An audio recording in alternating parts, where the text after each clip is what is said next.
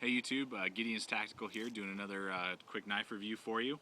I'm up here in Wyoming, about to go into Yellowstone, and just testing out my little knife I took with me on the plane because I didn't want to lose my Ontario knife Blackbird or have it confiscated by TSA. So I bought, and this knife review is on the Cold Steel Pendleton Hunter. I bought this knife. This is my very first Cold Steel fixed blade. I've never had this knife by Cold Steel before, and this is the very first one. And I read a couple reviews on it, and I'm just going to give you my thoughts on it and what it could be used for. So to give you a couple quick specs on it, it's 3.5-inch blade. Comes with Secure X sheath is what they call it, with a nylon strap and retention holder. This is a lot like Krydex or something like that. So let's just kind of go through this a little bit.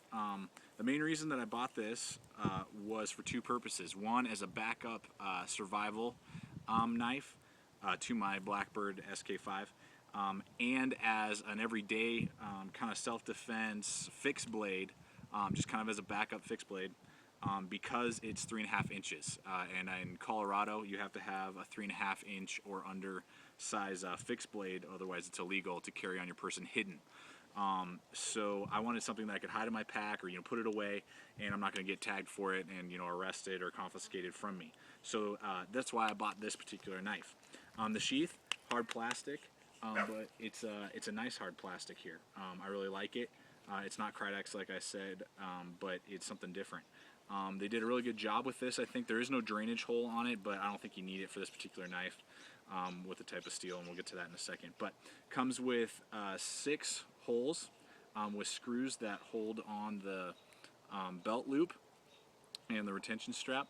And that's really nice because you can unscrew these and move them to different levels. It actually came with it screwed up here, but I didn't like that. It was so close to the end of the handle, so I actually unscrewed them and moved them down one. Downside about these holes, and they are riveted, so they got a nice little steel opening. You can't get paracord. 550 paracord will not fit through those. You have to either use leather shoelaces or just shoelaces, which is kind of a downside to me. I didn't like that. I was like, come on guys, make it a little bit bigger and you can fit paracord through there. But aside from that, I think Cold Steel did an awesome job on their sheath. This is really heavy duty nylon. You can get a tactical belt in there easy. It's got a button. I really like that to hold to keep it up against the handle. And this also has Velcro and a button to put it on your belt, so you don't have to take your belt off in order to put the sheath on. And what's nice is if you didn't want this nylon flappiness here, you just unscrew these two, and this sheath will hold this knife nice and easy. I mean, it ain't coming out. In fact, the retention is really stiff. I really have to pull on it to get it out, but no rattle, which I really like. And if you didn't want to use the nylon, I do use the nylon extra piece, but if you didn't want to use that, you didn't have to. So overall, I'd say that the sheath is really well designed. I wish it would have come with like a MOLLE strap or paracord available holes. So I mean, I can use shoelaces, but I prefer paracord. So that's the only kind of nick I have against the ding against the sheath. Onto the knife. This knife is really awesome. I'm really surprised with it. I didn't really know what I was getting when I bought a Cold Steel. You see the reviews from them, and you go to their website, and it's like they create the best knives ever, which I wouldn't say they would create the best knives ever, but they have some pretty good knives. The handle is Kryton, so it's like that rubberized rubber, and it's got really good texture to it. And it's got a really nice big handle. As you can see, it's beveled here.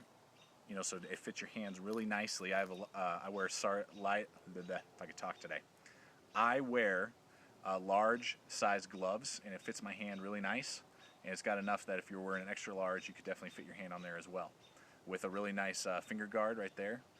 It doesn't have any jibbing on the spine here, but right here this whole part has nice rubber, and I don't feel like I need jibbing at all when I use this knife. Now I wasn't sure because I'm using this more for like bushcraft, survival, preparing a camp, cutting wood pieces, cutting, just different things. And this is designed for a hunter, and it has a full hollow grind. It has a hollow grind, not a full flat grind like a lot of survival knives that you'll see. So I didn't know what to expect from that, but I just did a bunch of different tests, and I'll show you here really quick. I cut a bunch of different types of wood, hardwood, softwood. I did baton actually with this. I just wanted to test it out and see how well it would baton.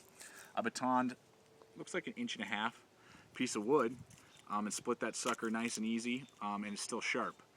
So I was actually pretty surprised with that. You can maybe get a little bit bigger piece of wood and baton that if you needed to, because that's one of the really great things about this knife is the spine on that knife is so thick. It is crazy thick. But it's got the hollow grind, so it's really sharp. And now the downside to that is it can dull faster than a flat grind, but you can get it a lot sharper. So you can prepare, food this way, prepare an animal carcass, which is what it's designed for, is to prepare an animal once you've shot it. But overall, for a 3.5 inch backup survival knife, I am very, very pleased with what I've done. A bunch of different, shaving it off right after batoning. I feathered some wood with it, and it worked great for that. It does have the VG1 stainless steel from Japan, full tang, and that VG1 is really good steel. Spyderco uses that on a lot of their knives, and I really like that type of steel. It seems to hold an edge really well. But yeah, I mean, it's a 3.5 inch blade, so I mean it's small, but this is a great fixed blade. It's got a great handle. I feel like the handle is just almost too big for the knife. But yeah, I'm really pleased with this Pendleton Hunter from Cold Steel for just a small survival knife. If you're not into big, huge, and you don't want to drop like 150 bucks on a big survival knife, and you just want something that's a fixed blade, or if you're looking for something that's legal, under 3.5 or under. Fixed blade knife to either defend yourself or just do stuff. You just want to be prepared and have a good knife that's a fixed blade and that's legal, and you can put it in your backpack or put it underneath your shirt or whatever, and you're not worried about it. So overall, I'd give this like an 8 out of 10. I mean, there's not a lot that I see wrong with this except for maybe the grind. I could have used maybe a full flat grind or something and probably stay a little sharper longer before I have to resharpen it. But, I mean, aside from that, I'm really impressed with not only the sheath quality, but the quality of this Cold Steel knife. This definitely won't be the last knife that I buy from Cold Steel, and it definitely won't be the last Cold Steel knife I review. So that's my review of the Pendleton Cold Steel Hunter. Thanks.